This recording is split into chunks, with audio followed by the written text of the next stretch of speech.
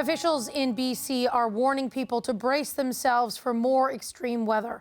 The province is dealing with flood damage on a massive scale, and the forecast this week will not make things any easier. And Highway 3 is now closed in both directions from Hope to Princeton after a new washout with no timeline for it reopening. But Canadian Pacific Rail has some good news.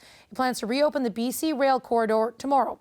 Rob Fleming is BC's Minister of Transportation and Infrastructure. He's in Victoria. Thank you very much for speaking with us, Minister. I need to start with this breaking news about Highway 3. So what exactly happened here? Yeah, so we reopened Highway 3 on Friday afternoon, and of course this is the original highway to the interior. The Coquihalla, of course, is down, the number 5. And for about 72 hours, we had goods and commercial vehicles and some stranded motorists returning home to their primary residence in the interior.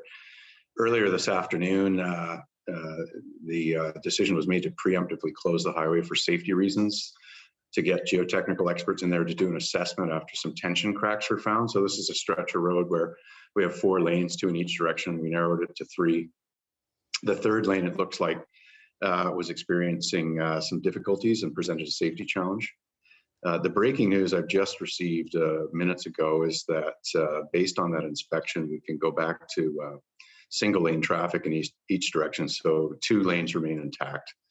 But that's really how we're doing things here, whether it's the Highway 99 that we reopen, is to continually monitor and inspect the performance of the highways that we've reopened and adjust our traveling schedule on that basis. And of course, we have crews working while goods and traffic is moving.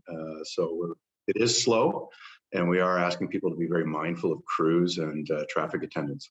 I just want to be clear, I understand you said that after an assessment done by engineers that you can get traffic back in 1 lane of each direction on Highway 3. Is that accurate?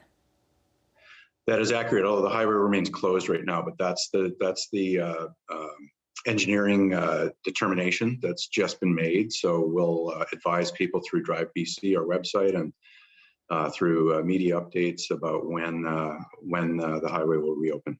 You know, in today's news conference, you talked about how goods are starting to move again, but you need people to manage their expectations when it comes to the supply chain and when they can go back to living life as per normal. This is something that is going to take a while. But, you know, when can people sort of, take a deep breath and expect that they'll start to see things, whether it's in the grocery store, at the gas station? When will things start to get closer to normal?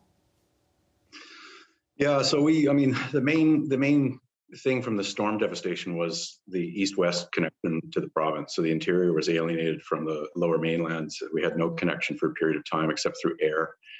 And we have a number of short supply chains that are reactivated. So here on Vancouver Island, where I'm speaking to you from, goods arrive mainly through marine traffic, also air. So, fuel is being barged to the island to manage some of the pinch points in our supply chain. Grocery stores are reasonably well stocked in almost every part of the province. We have huge food distribution centers in the lower mainland that can continue to supply parts of the province. And of course, the north and the southern interior, a lot of their supply chain hubs are actually located in Alberta. So Edmonton continues to be linked by rail and highway and has food distribution.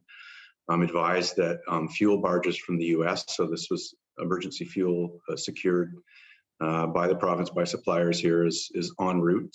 So we're managing that. We did bring in, of course, some proactive demand management on urging motorists who are non-essential to take 30 liters per filling. So that will remain in place, but we're stabilizing everything we can. And we also have the cooperation of the U.S. Customs and Border with the Canadian Border Security Agency to allow trucks to head south, use the northern Washington highways, and reconnect to border crossings in the interior of the province. So a higher volume of goods are moving through U.S. highways to other parts of BC than we've ever seen before. So those are the kinds of things that on an ad hoc basis, we're creating alternate supply chains that are keeping goods moving. You are, in addition to being the Minister of Transportation, you're the Minister of Infrastructure. When you look at what's happened and the way that extreme weather has just absolutely caused such widespread devastation, what Was there anything that could have been done to ensure that the infrastructure in your province could have better managed what we witnessed? Yeah, well, we talk about once in a century events like this, which are becoming more frequent under climate change. Our infrastructure, like the Coquihalla Highway, is very durably built. It's just over 40 years old. It's a modern highway that's been maintained to exceptional standards. It could not withstand 300 millimeters of rain in 36 to 48 hours. It was just incredible, the devastation that was visited upon us. And yes, we had meteorological predictions of a storm event. It surpassed by threefold, at least in some parts of where that water came down, the atmospheric river that caught everyone by surprise. But I think the lessons going forward, obviously, it's going to be an area like Abbotsford, the Sumas Prairie Plain, which is underwater, the diking system there. All that kind of infrastructure is going to have to be built to a much higher standard. And when we rebuild some of our highways that have been disconnected, of course, it's going to be back to a much higher, more climate resilient standard. That's a discussion we've been having for a number of years with our counterparts in other provinces and the federal government. And in fact, we've brought in some programs just in the last few years where we have replaced and widened culverts, and we've sponsored something like 250 flood management projects around the province. But this was something that nobody saw coming and has been absolutely devastating. We certainly appreciate the engineering and technical support from people throughout Canada, and for the good wishes of Canadians who are helping get items that their families here in British Columbia need. We've run out of time, but I just want to ask you really quickly, do you have any sort of estimate of how much the damage and repair, what the bill could look like?